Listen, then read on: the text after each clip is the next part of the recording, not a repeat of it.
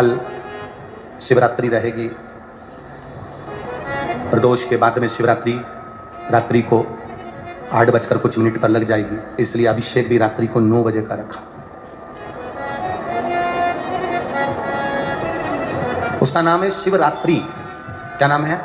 शिवरात्रि। मतलब शिव की आराधना पूरी रात होती है। कब होती है? पूरी रात। 4 पहर की पूजन होती है महादेव की, शिव महापुराण में लिखा है। पूरी रात आराधना करो, तुम्हारी मर्जी पड़े जब तक करो। शिवरात्रि कोई भोग और वासना की रात्रि नहीं है, आसक्तियों की रात्रि नहीं है। शिवरात्रि मेरे महादेव को प्रसन्न करने की और उसकी भक्ति की रात्रि है। शंकर की कथा कहती है, शिव महापुराण की कथा कहती है, सावन के महीने में जो शिवरात्रि आती है, उस शिवरात्रि के दिन जो अपने घर में पार्थिव शिवलिंग का निर्माण कर कर भगवान शिव की आराधना करता है, शंकर का आराधना कर कर शिव की स्तुति कर कर शंकर को अपने घर में जो निमंत्रण देता है, अर्थात शिवलिंग बनाना, उसकी आराधना करना, उसकी पूजन करना, शंकर की आराधना अपने घर में बैठकर करता है। शिव महापुराण की कथा कहती है, उसके घर में महादेव नित्य उसके घर में नूतनता प्रदान करता है और उसके कार्य को सफल करता है। यह श्रावण की शिवरात्रि। करो रात्रि में भजन उसका, करो रात्रि में स्मरण उसका। 9 बजे से 10 बजे तक करो उसकी आराधना। मुख से बोलते रहना। अनुष्ठान में अगर यहां पंडित जी जब अनुष्ठान कराएंगे, पूजन कराएंगे, तब आपको कुछ ना आए, उस समय पर आप केवल एक उच्चारण करते रहना, या तो नमः शिवाय या ओम नमः शिवाय, ना बन सके तो श्री शिवाय नमस्तुभ्यम बोलते रहना। शंकर का गुणगान करते रहो, श्री शिवाय नमस्तुभ्यम। मैं शिव आपको नमन करता हूं, प्रणाम करता हूं। कुछ नहीं है मेरे पास, क्या दूं मैं आपको? दुनिया के लोग दूध चढ़ाकर सोचते हो कि बहुत बड़ा काम कर रहे हैं, पर भक्त जो होता है ना, वो अपने दोष शंकर को दिखा देता है, अपने दोष शिव को दिखा देता है। भक्त, सच्चा भक्त अपने दोष दिखाएगा भगवान को, सच्चा भक्त।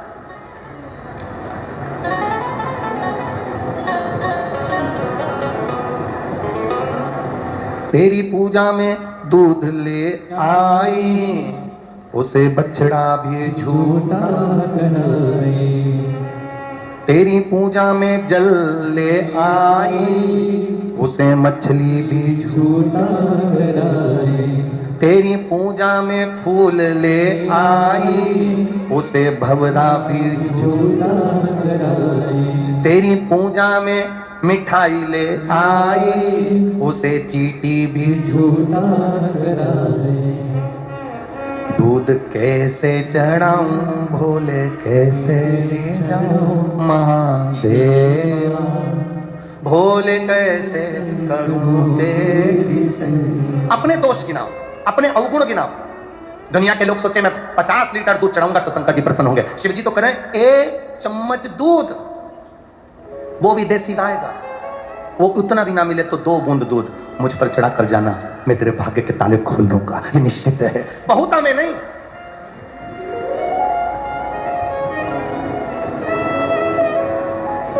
एक बार एक डॉक्टर साहब, बड़े विद्वान डॉक्टर, बड़े विद्वान,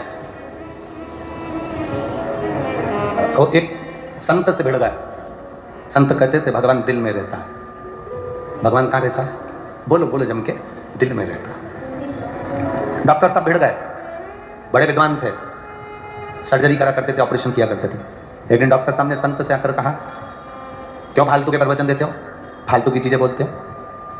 ये कोई बोलने वाली बात है कि भगवान दिल में रहता है? मैंने हार्ट के कम से कम 500 ऑपरेशन करे, एक भी हार्ट के अंदर, एक भी दिल के अंदर मुझे भोलेनाथ नहीं मिले।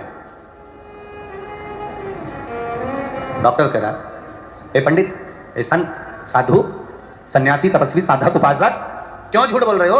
इतनी बड़ी बड़ी व्यासपीठ पर बैठते हो, प्रवचन देते हो, क्यों झूठ बोल रहे हो? ये भगवान दिल में रहता है, हृदय में रहता है, हार्ट में रहता है। मैंने 500 ऑपरेशन करे, 500 सर्जरी करी, देश में विदेश में जाकर, इतने दिल खोले, इतने हार्ट खोले, एक हार्ट में मुझे महादेव नहीं मिले, दिल में कहीं मुझे महादेव नहीं मिले, फिर क्यों झूठा प्रवचन देते हो?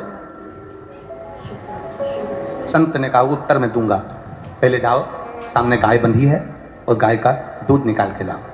संत गए गाय का दूध निकालने के लिए, गाय के थन को हाथ लगा लिया, खींचा, तो भी गाय ने दूध नहीं दिया। खूब मेहनत कर ली, आधा 1 घंटा मशक्कत कर ली डॉक्टर ने, पर गाय ने दूध नहीं दिया। संत ने पूछा, डॉक्टर साहब गाय ने दूध दे दिया कि नहीं दिया? अब एक काम करो, सामने बछड़ा है छोटा सा, उस बछड़े को खोलो, वो अपनी माँ के पास जाएगा, माँ को मुख लगाएगा, उसके बाद बछड़े को हटाना, फिर दूध लेना। बछड़ा खोला, दौड़कर अपनी माँ के पास गया, गाय के थन को बछड़े ने दूध पीना चालू करा, बछड़े को हटाया और दूध निकालना चालू करा, तो भगोनी भरकर डॉक्टर दूध निकाल कर लेकर आ गया। भगोनी भरकर, बाल्टी भरकर डॉक्टर दूध लेकर आया।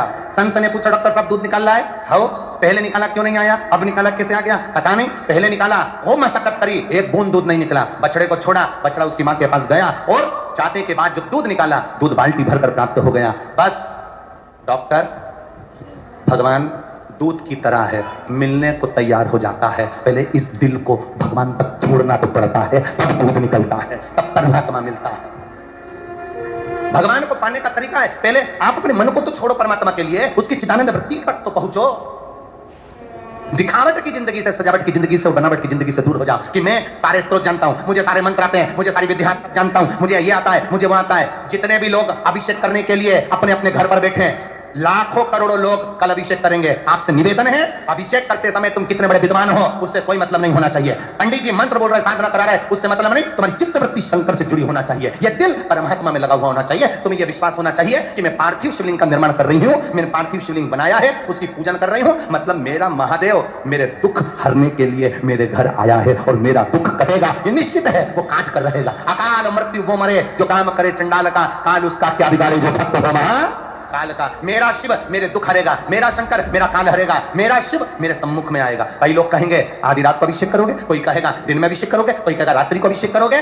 काल और महाकाल बोलो जम के, कौन कौन? काल, काल मतलब समय, और महाकाल, ये दोनों ध्यान रखना। काल और महाकाल, इन दोनों का कोई समय नहीं होता। व्यक्ति क्या अपने घर वालों से कहकर जाता है कि मैं अभी 15 मिनट बाद मरूंगा? बोलो जम के बोलो, समय है मरने का। मृत्यु की कोई घड़ी होती है? मृत्यु का कोई समय होता है? मौत का कोई समय होता है? काल का कोई समय होता है? काल का कोई समय नहीं होता है। उसी तरह मेरे महाकाल के भजन का कोई समय नहीं होता। तुम्हारी मर्जी पड़े तब करिए, तुम्हारी मर्जी पड़े तब शिव का स्मरण करिए, क्योंकि काल और महाकाल इनके समय को नहीं देखा जाता।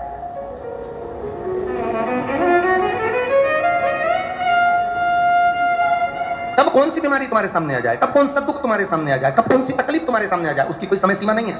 आप भजन करते रहो, स्मरण करते रहो। स्वामी विवेकानंद जी ने रामकृष्ण परमहंस जी से पूछा था भजन कब करना चाहिए, भगवान का नाम कब लेना चाहिए। रामकृष्ण परमहंस जी ने कह दिया था मरने के 5 मिनट पहले। स्वामी विवेकानंद जी ने कहा था भगवान का भजन कब करना चाहिए, रामकृष्ण परमहंस जी ने कहा था मरने के 5 मिनट पहले, मरने के 2 मिनट पहले। रामकृष्ण परमहंस जी ने जैसे कहा, स्वामी विवेकानंद जी ने कहा मरने के 2 मिनट पहले। हाँ, तो ये कैसे मालूम पड़ेगा कि मरेंगे कब? तो रामकृष्ण परमहंस जी कहने लगे जब तुम्हें मालूम ही नहीं मरोगे कब, तो हर 2 मिनट में भजन करते रहो, कभी भी मर जाओ, ठिकाना किसको मालूम।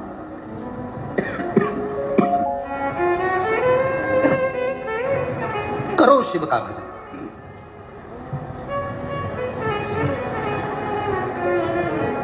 हम दिल से उसको पुकारेंगे, वो दिल से आता, दिल से।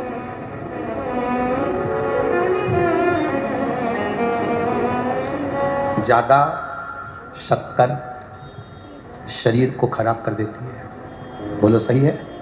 अरे बोलो तो जम के, सही है? ज्यादा शक्कर शरीर को खराब कर देती है और ज्यादा शक हमारी पूरी जिंदगी को खराब कर देता है। ज्यादा शक्कर खाओगे तो शरीर बेकार हो जाएगा और ज्यादा शक की जिंदगी में जियोगे। मेरी सास ने ना जाने क्या कह दिया मेरे पति से, ना जाने पति ने क्या कह दिया अपनी बहन से, शक में जिंदगी जी रहे हो। भाई ने ना जाने अपने भाई से क्या कह दिया, तुम्हारी मम्मी ने तुम्हारे छोटे भाई से ना जाने क्या कह दिया, उन्होंने ना जाने उनसे क्या कह दिया। 2 जनी बात कर रहे हैं तो शंका चालू हो गई, पति पत्नी बात करें तो शंका चालू हो जाए, भाई भाई बात करे तो शंका चालू हो जाए। शक्कर शरीर खराब कर देती है, शक जिंदगी खराब कर देता है। माता सती की जिंदगी में एक छोटा सा शक आ गया, क्या ये राम है? सती की जिंदगी में एक छोटा सा शक आया, क्या ये राम है, ये परमात्मा है, ये नारायण है जो अपनी पत्नी के लिए रो रहे हैं? बस जरा सी शक सती माता ने करी और शक ने पूरा परिवार नष्ट कर दिया। जरा सा शक माता सती ने करा था, भगवान भोलेनाथ के वचन पर शक कर लिया कि क्या ये नारायण है जो रो रहे हैं, ये राम जी अपनी पत्नी के लिए रो रहे हैं, ये भगवान है। जरा सा शक करा, जरा सा शक करा और पूरा परिवार बर्बाद हो गया, पूरा सती मैया जलकर भस्म हो गई, भोलेनाथ तब साधना में लीन हो गए, सब अलग अलग हो गए, सब कुछ नष्ट हो गया। जरा सा शक हमारी पूरी जिंदगी को, पूरे परिवार को, पूरे कुटुंब को, पूरे हमारी समाज को पूरा बर्बाद कर देता है। एक शक की जिंदगी मनुष्य को बर्बाद की ओर लेकर चली जाती है। कई लोगों के मन में शक आ जाता है, शंकर जी को जल चढ़ाएंगे तो ऐसा हो गया, तो शक में आ जाओ, बिल्कुल मत चढ़ाओ। कोई कहे रात्रि को शंकर जी का अभिषेक करेंगे, पूजन करेंगे, शक में बिल्कुल मत अभिषेक करो। शक नहीं हो तो करना, शक है बिल्कुल मत करना, बर्बाद हो जाएगा। एक दूसरे में शक की जिंदगी से हमें पट होना है, दूर होना। दिखावट, बनावट, बनावटी भाषा से भगवान को मत रिझाना। दिल से कहना बाबा मेरे पास चढ़ाने के लिए कुछ भी नहीं है, तूने जो शरीर दिया है इससे भजन कर लेती हूँ, नेत्र दिया है दर्शन कर लेती हूँ, मुख दिया है भजन कर लेती हूँ, कान दिए हैं कथा सुन लेती हूँ। और मेरे बाबा मैं जानती हूँ तेरी कथा में अगर बैठी हूँ ना और विश्वास के साथ बैठी हूँ ना तो तू मेरी झोली कभी खाली नहीं भेजता, तू भर कर ही भेजता है। ये तेरा एक थोड़ा सा शक सती माता के भीतर हुआ। शिव जी ने सती माता का त्याग किया।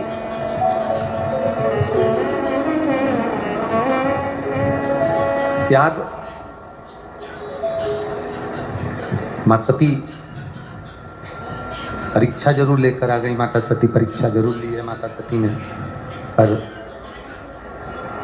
शिव जी ने ध्यान लगाकर देखा कि ये सती परीक्षा जरूर ली है पर इसने विश्वास को तोड़ा है, भरोसे को त्यागा। बनावटी जो भाषा होती है, बनावटी जो बातें होती हैं, बनावटी जो भाषा बोली जाती है वो रिश्ते को तोड़ देती है, संबंधों को समाप्त कर देती है।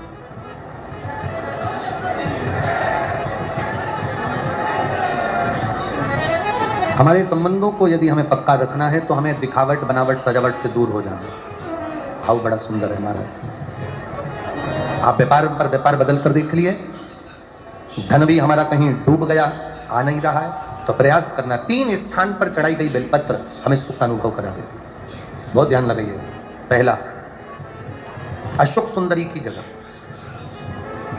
अब ये बेलपत्र जब भी आप चढ़ाएंगे तो रविवार की अगर प्रदोष पड़ जाए, कौन से दिन?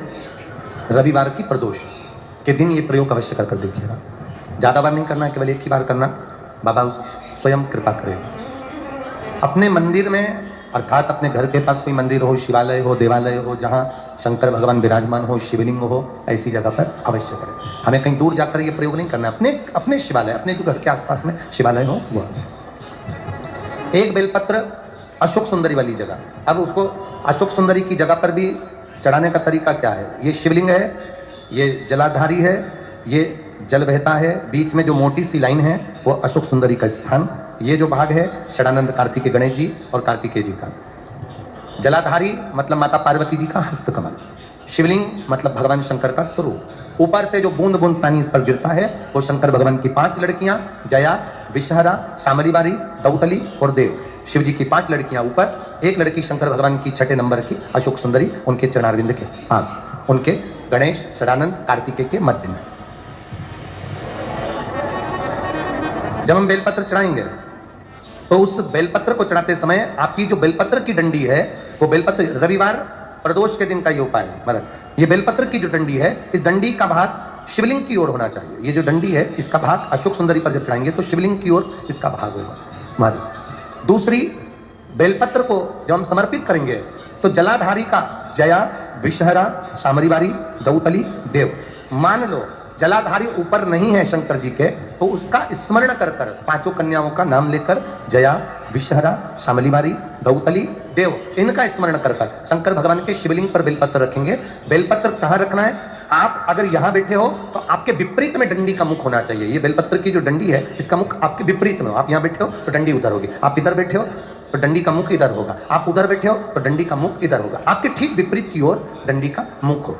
ये 2 जगह बेलपत्र समर्पित करने के बाद तृतीय बेलपत्र शिवलिंग की जो जलाधारी है, जहां पर भगवान शंकर का शिवलिंग रखा है, वहां स्पर्श कराकर, केवल छुआना है, स्पर्श कराकर बेलपत्री के पेड़ के नीचे ही कोई कंकर हो, कोई शंकर हो या कोई मिट्टी का ढेला हो, नी हो, तो वहीं मिट्टी को थोड़ी सी ऊंची कर कर एक बेलपत्र बैठकर इस बेलपत्री की डंडी जड़ की ओर, मतलब जो वृक्ष होता है उस ओर इस डंडी का मुख होना चाहिए। ये 3 रविवार के प्रदोष के दिन शंकर भगवान पर चढ़ाई गई बेलपत्र से हमारा गया हुआ धन भी पुनः आने का रहता है और हमारा जो व्यापार बार बार बंद हो रहा है शिव की कृपा से एक बार चालू तो चालू हो ही जाता है। शिव तत्व को जान और निवेदन है सब भाव से करना है, हृदय चित्त। जो भी एक पत्र आया है देखिए,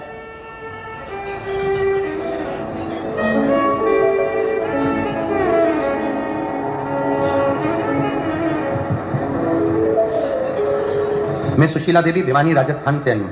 कहीं बैठी हूँ सुशीला देवी तो हाथ हिला सकती हैं। भिवानी राजस्थान। मैं सुशीला देवी भिवानी राजस्थान से आई हूँ। गुरुदेव मैं बाबा का क्या वर्णन करूँ। मेरा लड़का सरकारी नौकरी की तैयारी कर रहा था पर उसका जॉब नहीं लग पा रहा था। तब मैंने आपकी पंच बेलपत्र का प्रयोग करवाया और पंच बेलपत्र वाला प्रयोग कराया तो बाबा की कृपा से, पशुपतिनाथ की कृपा से मेरे बेटे का सरकारी जॉब लग गया। इसलिए मैं बाबा को यहाँ प्रणाम करने के लिए आई हूँ। ये शिव तत्व है। तो घड़ी और जितने लोग आस्था चैनल पर कथा सुन रहे हैं, जितने फेसबुक यूट्यूब पर सुन रहे हैं, कौन से दिन करना है जम के बोलो जरा। रविवार के प्रदोष। पहला बेलपत्र बोलते जाओ जम के, अशोक सुंदरी। दूसरा बेलपत्र शंकर भगवान के, जम के बोलिए, जम के बोलो जरा। दूसरा बेलपत्र शिव लिंग के ऊपर 5 कन्याओं का स्मरण कर नाम बोलेंगे सभी। जया, विषहरा, श्यामली बारी, दौतली, देव, ये 5 कन्याओं का स्मरण करके शिवलिंग। तीसरा बेलपत्र जलाधारी, जहां शिवलिंग रखा हुआ है उस जलाधारी पर स्पर्श कराकर और वो बेलपत्र का भाग ले जाकर बेलपत्र के वृक्ष के नीचे। अब बेलपत्र के वृक्ष के नीचे ऐसा क्या होता है गुरुजी कि बेलपत्र के वृक्ष के नीचे भी बेलपत्र चढ़ाने का फल मिलता है? ऐसा है क्या? तो महाराज कूर्म पुराण अध्याय 23 कभी ध्यान से पढ़ना उसको। स्कंद पुराण को ध्यान से पढ़ना। कभी मौका मिल जाए तो गर्ग संहिता को स्मरण करिएगा और कभी मौका मिल जाए तो विष्णु पुराण, नारद पुराण का स्मरण करिएगा और कभी मौका मिल जाए अगर हो तो नरसिंह पुराण का भी स्मरण कर कर आप उसमें पढ़ेंगे कि बेलपत्र के पेड़ के नीचे एक बार भगवान नारायण ने लक्ष्मी को सेवा के लिए रोका है। एक बेलपत्र के वृक्ष के नीचे माँ लक्ष्मी, माँ सरस्वती, माँ गायत्री, माँ सावित्री, माँ अंबा, जगदम्बा, जगद्धात्री, दुर्गा, सारी देवियां, सारे भैरव, सारी भैरवी, सारे देवता उस बेलपत्र के वृक्ष के नीचे रहते हैं। प्रदोष के दिन ये केवल एक सहजता बात नहीं है महाराज। 12 महीने की शिवरात्रि, हर महीने एक शिवरात्रि आती है, 12 महीने प्रदोष आती है और भगवान शंकर का स्वरूप हम लोग जब पूजते हैं, स्मरण कर, तो 7 बजे शंकर भगवान का शिवलिंग बनाकर ऑनलाइन बैठो पूजन करने के लिए। आपके नगर के कोई पंडित, कोई ब्राह्मण, कोई गुरुजन आपके साथ बैठे हों, वो पूजन करा रहे हों और अगर कोई ना मिले तो आप स्वयं टीवी के माध्यम से, मोबाइल के माध्यम से जब ऑनलाइन पूजन कर रहे होगे उस जगह पर आपकी पूजन की सामग्री में लिखा है एक धतूरा लिखा है। इस धतूरे के पीछे के भाग में, क्योंकि ये जो सोमवार से सोमवार तक का सावन आया है ये 72 वर्ष के बाद आया, इसके पीछे के भाग में यदि पीला चंदन लगाकर, अग्र भाग में लाल चंदन लगाकर आप जिस समय पर पूजन करेंगे और धतूरा चढ़ाने का समय आए उस समय पर जब आप अगस्त को शाम को 7 बजे, थोड़ा दूर हटो इन सबसे। दिखावट, बनावट की भाषा भगवान शिव को प्रिय नहीं है। सती मैया ने बनावट की भाषा में आकर एक शब्द कह दिया, मैंने कोई परीक्षा ही नहीं ली, असत्य बोल गई मां। एक झूठ व्यक्ति की जिंदगी को बर्बाद कर देता है। एक कौवे को एक हंसनी पसंद आ गई। कौवा उस हंसनी को अपने घर लिया है। अब हंस को बड़ा दुख हुआ। हंस ने थाने में जाकर रिपोर्ट कर दी, मेरी हंसनी को कौवा ले गया, मुझे मेरी हंसनी दिलवा दो। थानेदार ने रिपोर्ट लिख ली, केस चालू हो गया, अदालत में बात पहुंच गई। कौवे को मालूम पड़ा कि हंस ने केस लगाया है हंसनी के लिए और ये अदालत तक पहुंच गई है बात, तो कौवा जज के घर गया और जज के घर जाकर कौवे ने जज साहब से कहा, जज साहब व्यक्ति की 7 पीढ़ी वैकुंठ में है कि नरक में, या तो कौवा जानता है या ब्राह्मण जानता है, इसलिए श्राद्ध में दोनों की महाप्रसादी होती है, दोनों का भोजन होता है। ब्राह्मण भी जानता है कि 7 पीढ़ी कहाँ है, और कौवा भी जानता है 7 पीढ़ी कहाँ। मैं आपकी 7 पीढ़ी को देख रहा हूं, आपके दादा परदादा को देख। अगर तुमने मेरा एक काम कर दिया, हंसनी को मेरा बना दिया अदालत में, मैं तुम्हें जीते जी तुम्हारी 7 पीढ़ी से मिला दूंगा। जज साहब बस एक काम तुम्हें करना है, मेरी हंसनी बना देना है। कौवा कहकर चले गया।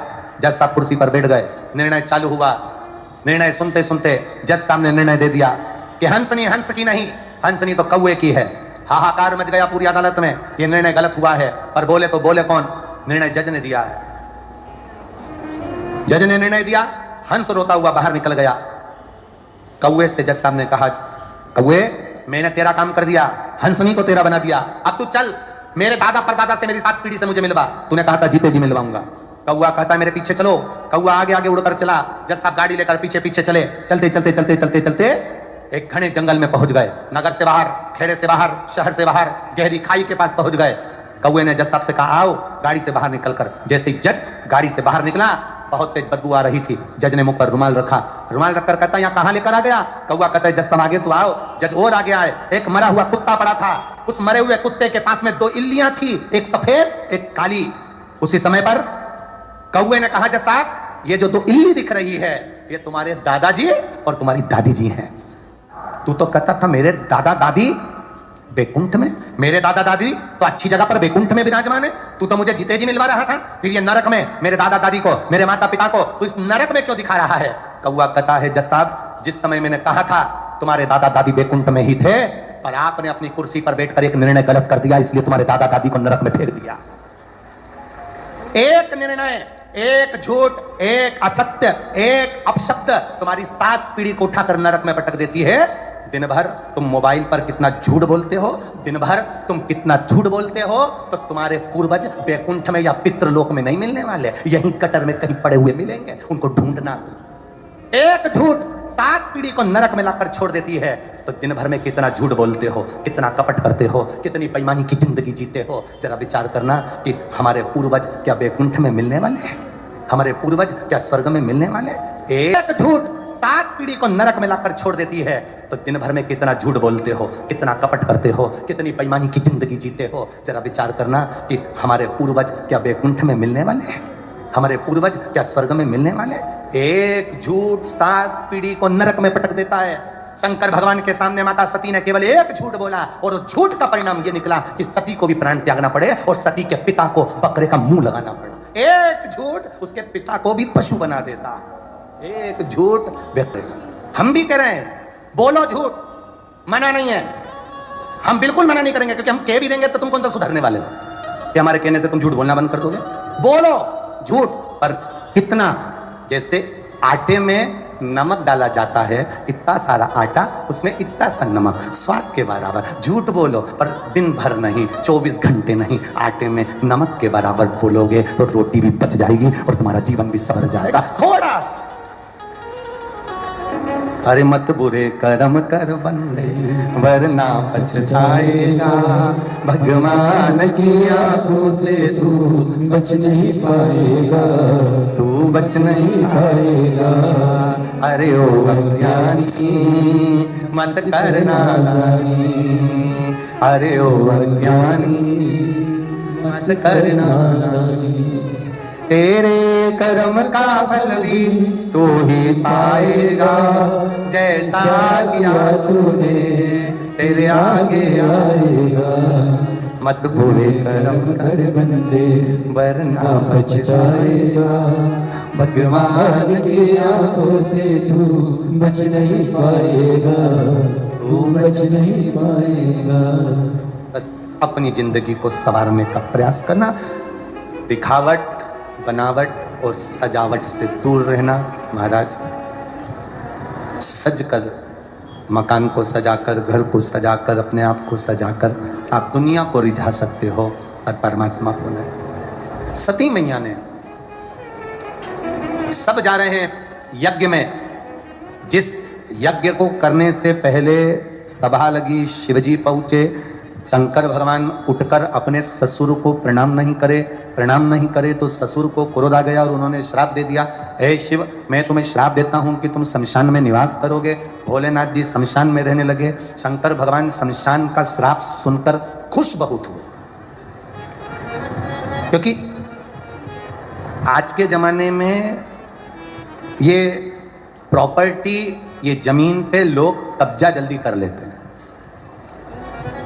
बहुत जल्दी कब्जा कर। इसलिए दक्ष प्रजापति समझदार थे, उन्होंने अपने जमाई को प्लाट दिलाया, जमीन दिलाई, तो ऐसी जगह दिलाई जहां कोई जिंदगी भर कब्जा नहीं करेगा।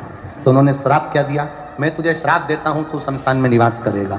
तो शंकर भगवान उठ के नाचने लगे, मेरे ससुर जैसा दुनिया में कोई सस्ता, जिसने मुझे प्लाट भी दिलाया तो ऐसी जगह दिलाया जहां कोई कब्जा ही नहीं करेगा। शमशान में कौन कब्जा करने जाएगा, शिव शमशान में रह रहा, मेरे ओगरदानी शंकर शमशान में। अरे महाराज, शिव महापुराण की कथा कह रही है, आगे और पीछे के चक्कर में मत रहना। जहां तुमको जगह मिल जाए कंकर शंकर की धरा में बैठकर शिव पुराण सुनना, भूमि को मस्तक पर तिलक लगाकर चली जाना और झोली पसार कर प्रणाम कर कर जाना कि ये झोली भर देना, भर देगा। आगे और पीछे से मतलब नहीं होता। कहां बैठकर कथा सुन रहे हो उससे मतलब नहीं है। तुम्हारा चित्त कथा में कितना लगा है मतलब उससे है।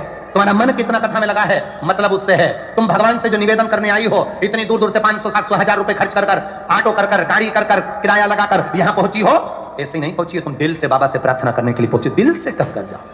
कहां बैठे उससे मतलब मत रखो। कल शिवरात्रि रहेगी, प्रदोष के बाद में शिवरात्रि, रात्रि को 8 बजकर अगस्त को अमावस्या पड़ेगी, अधिक मास की विराम दिवस है। दूसरे दिन वापिस सावन का संजोग रहेगा। उस दिन एक कनेर का पुष्प, 2 लोट, 16